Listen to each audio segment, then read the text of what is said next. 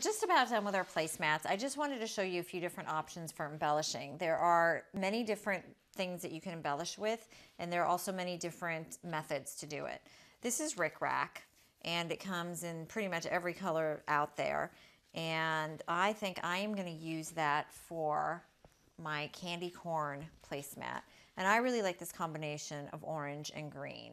Now, there are two ways to, there are many ways actually to apply Rick Rack. One of the ways is to sew it, but I think that I'm actually going to use fabric glue. I am going to want my placemats to last for a while, but they're not going to get daily use year in and year out. They really are just for a season. So I think that some fabric glue will do the trick nicely.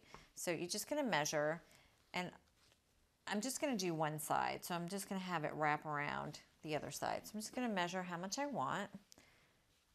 Leave a little extra, and I'm just going to give it a little cut. I'm going to do it on that side. Okay, so you are going to want to protect whatever surface you're working on so that you don't get any glue on it. So I'm just going to use a paper. And this is a permanent bond glue. It has a nice thin tip so that you can follow the pattern of the zigzag. Okay, so once we do that, then you pick it up, and I'm actually going to move my other placemat out from underneath because I don't want it to get glue on it. Get it out there. And then you just decide where you want it, and you press down.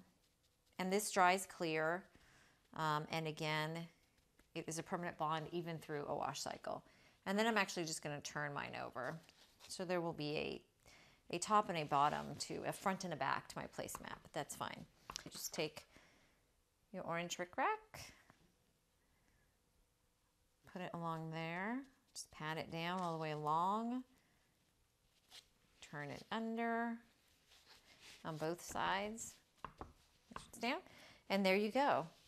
Now just add a little touch, and later on I'm going to do the other end, but for now you get the idea of how to do it, and you can have fun playing around with it.